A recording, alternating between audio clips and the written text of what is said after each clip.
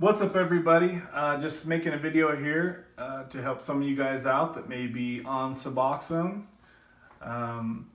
Before I say anything, I need to say that I am not a doctor. This is not medical advice, and this is just from my experience. And I suppose if you're addicted to opiates, such as painkillers, probably heroin as well, you could probably relate a lot of these to the same thing. But for today's video, I'm going to call this 50 cons of Suboxone. So maybe 50 life improvements without subs, however you want to look at it. A lot of these are kind of repetitive or spun off in a different way.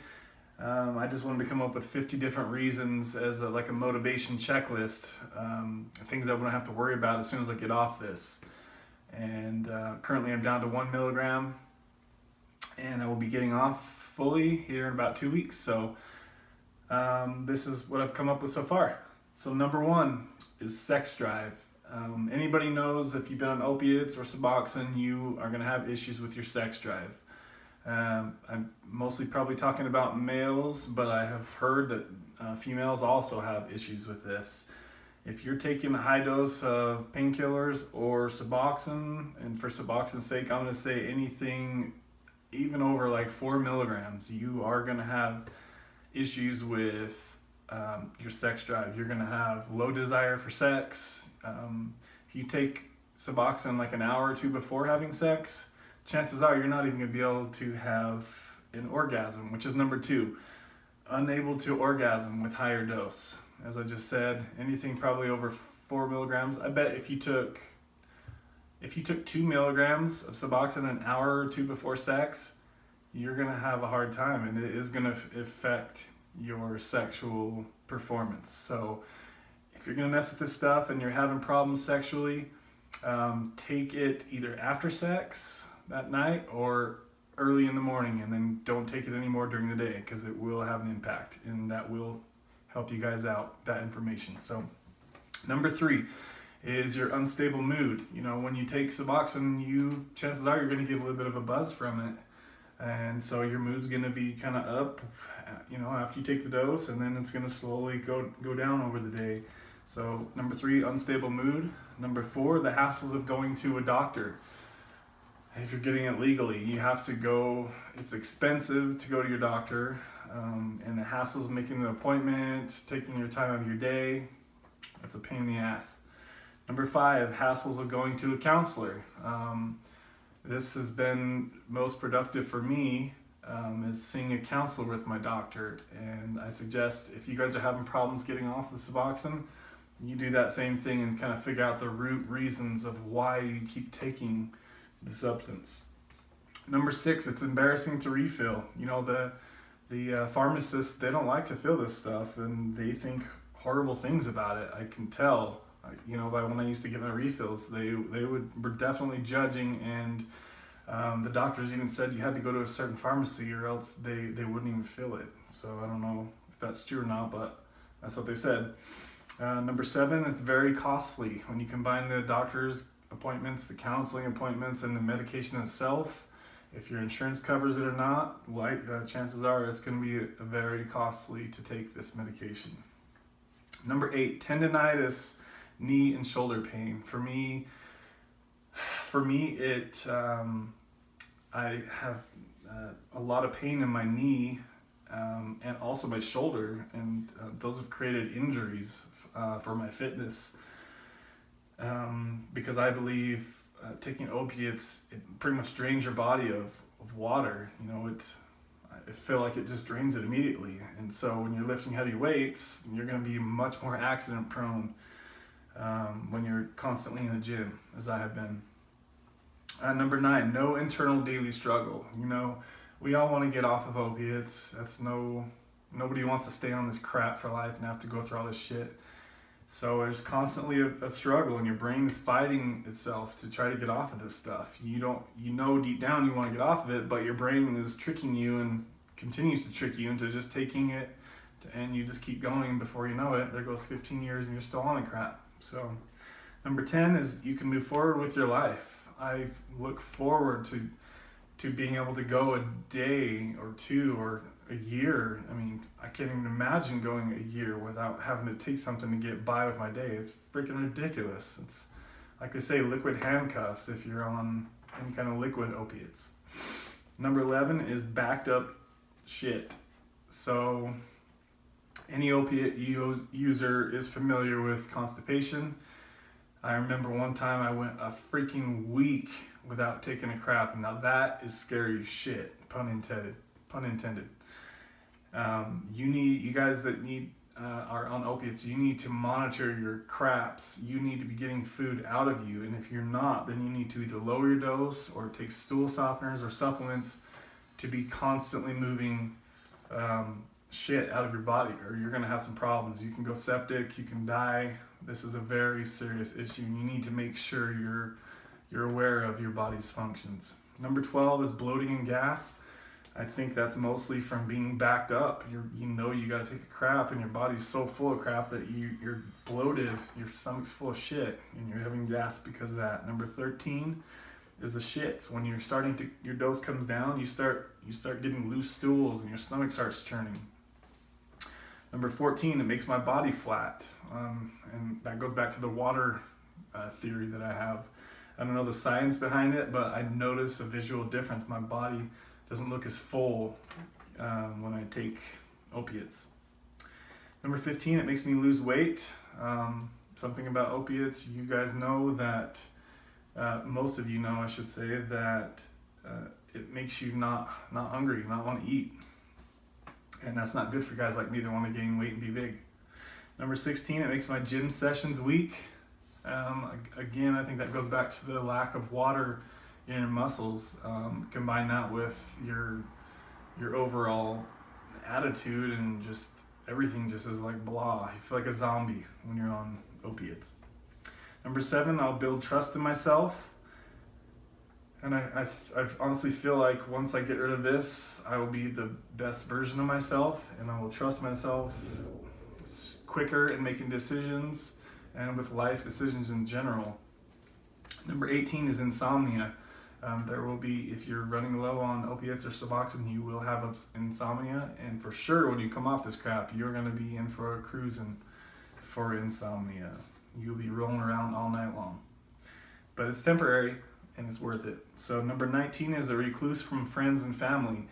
You know, I literally am basically right now, I moved out of my home state, and I literally have not one friend. And for me, that is not like me at all.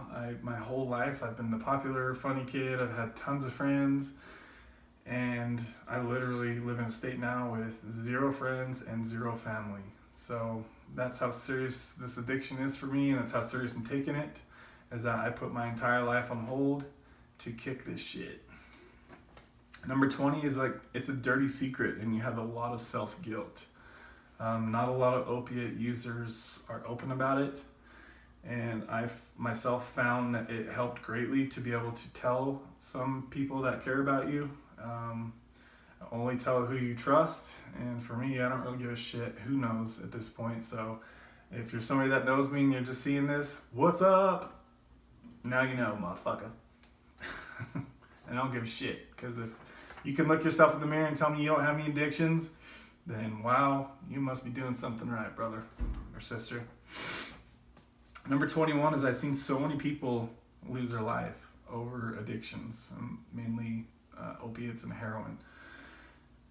I've lost a lot of friends to this addiction, as I'm sure you watching this, you have also lost a lot of friends or family. Number 22, if an emergency happens while you're on Suboxone, you're fucked. And this is a huge worry of mine. I've always been worried about this. I've spent so much time worrying about this, it's not even funny. And this has been one of the main reasons I've been trying to get off this crap, is because if something happens, you know that you can't take any painkillers because it's going to send you into withdrawal. You are fucked if an emergency happens. Knock on wood. I'll knock on wood for you. Number 23 is accelerated aging. I believe that opiates in general age you much faster than you should, and you don't want to do that. Number 24, teeth problems. I've heard a lot of people having problems with their teeth from Suboxone. Number 25, I personally haven't noticed any accelerating in teeth problems, but I hear a lot of people do. Number 25 is the disgusting taste. If you've taken this crap, you know it tastes like shit. Number 26 is need it before social interaction. I get social anxiety, and so it's in my head, and it's my false belief that I have to have Suboxone before a social interaction, especially before the gym. That's a big one for me. If I go to the gym and there's so many people around, it can be an anxiety nightmare for me, so that is an issue. Number 27 is a dull and boring life. That goes back to me being a recluse, and my life is pretty freaking boring. I've given up on a lot of my hobbies, and I really don't give a shit, and that's a crappy feeling to not enjoy the stuff you've always enjoyed your whole life. Number 28 is sounds and sights are turned halfway down. If you're on high dose of Suboxone or opiates, it's pretty much like there's a screen over your vision, and it's like you have earmuffs on. A lot of people find that when they come off of this stuff, their sights improve, they're seeing beautiful colors all of a sudden, and their sounds, the music that they listen to sounds so much better and clearer. It really does. I've noticed that personally. That's a huge, huge thing. I love my music and I love my loud stereos, so for me that's a big one.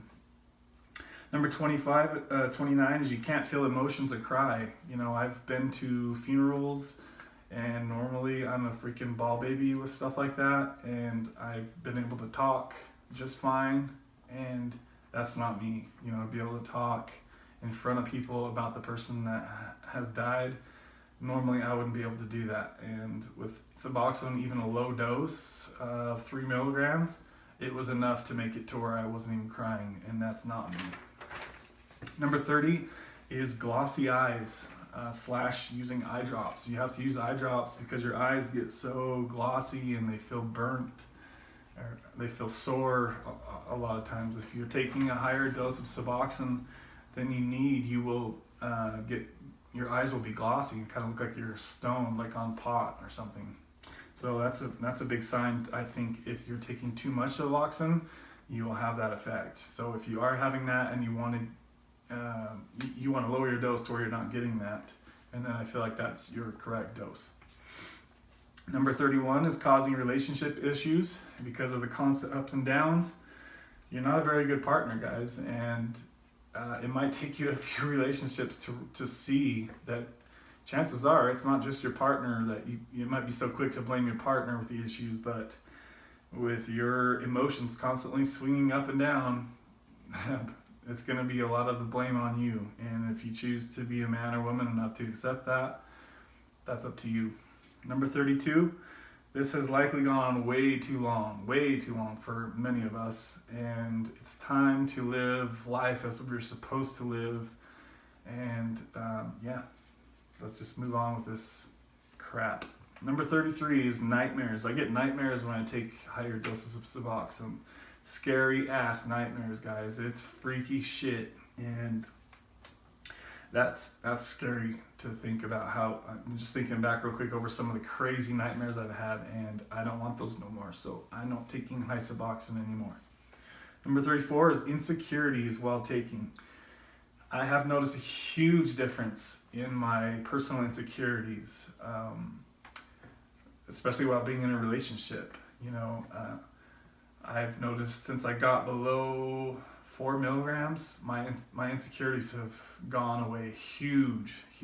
And if I had a certain day or two of taking a higher dose than I was wanting to, I noticed my insecurities, they come right back. So watch that. Number 35 is paranoia. Paranoia, I feel like with any drug, goes up because your brain knows you're doing stuff that's not right, even if you're legally prescribed it. You're not supposed to be on this crap. And our brains know it, so your paranoia goes up. 36 is the hours of research. If you're watching this video, chances are you spent hundreds of hours, maybe thousands of hours, researching Suboxone, how to get off Suboxone, etc., etc. Suboxone can be a miracle for a lot of people. For me, I believe it was, and I don't regret taking it, regardless of all these issues. It still probably saved my life. So You spent thousands of hours probably researching if you've been on this for a while. Number 37 is hours thinking about the next dose. For me, currently, I'm taking 2 doses a day, 0.5 milligrams in the morning, 0.5 milligrams in the afternoon. And you're thinking about the dose all day long. You know, when you go to bed, you're thinking about your morning dose. It's a pain in the ass. You waste a lot of time thinking about that. Number 38 is life won't pass by so fast. Anybody that's been addicted to opiates, they know that life goes by like this. I mean, life goes by fast enough. You know, we don't need to push fast forward on this motherfucker. Number 39 is no more naps from exhaustion. If you take high doses of Suboxone or opiates, you're gonna be lazy. You're gonna be taking naps. Like some people call them Suboxone naps.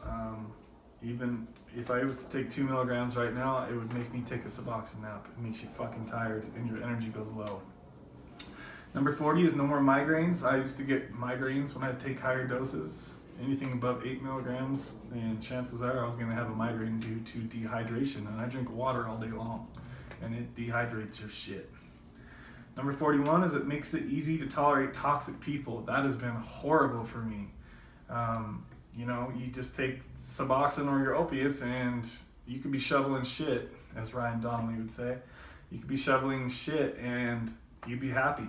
And that's not healthy for anybody to be putting up with toxic, drama-filled people and just continuing on in relationships that don't serve you in a positive way. So cut those motherfuckers off.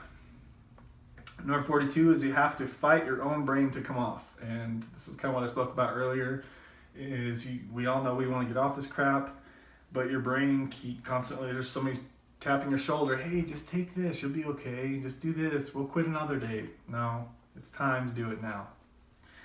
Number 43 is the actual fear of withdrawal.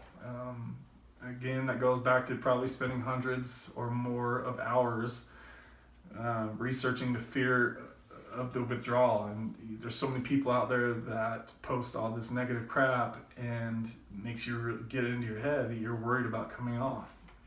Number 44 is no vacation without medication.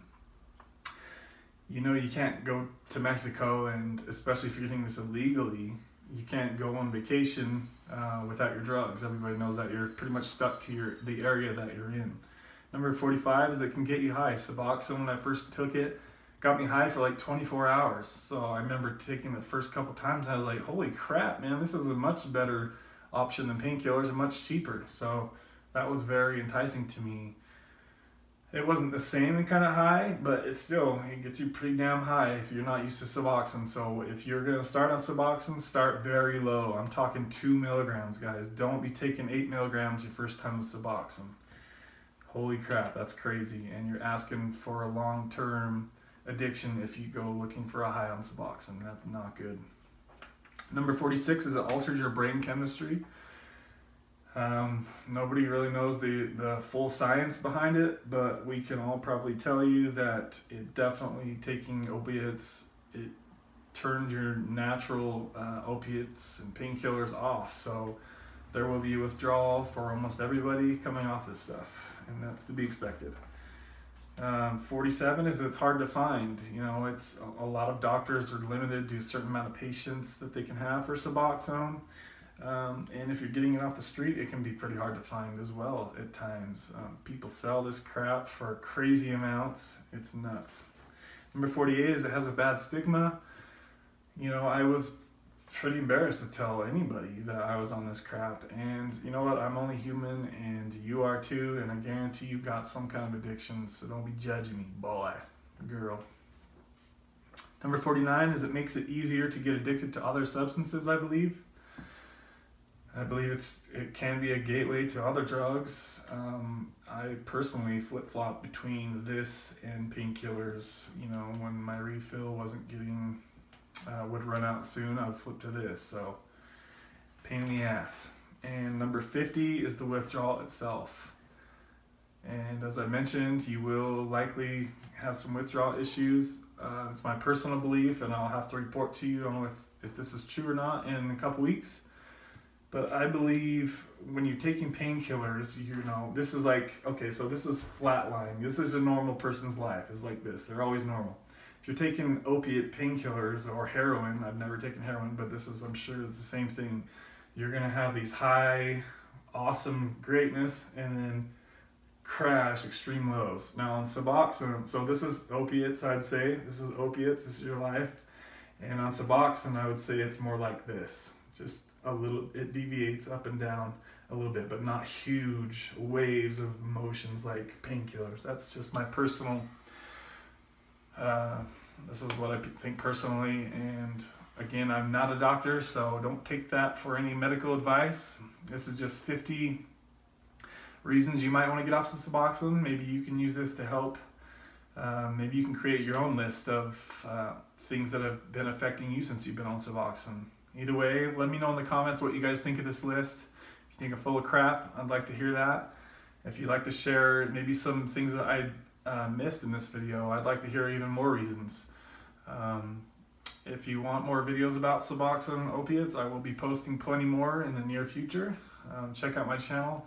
I'm just starting out here, so forgive me if this is like a rookie ass video. Sue me. Just kidding. Good luck to you guys trying to taper off.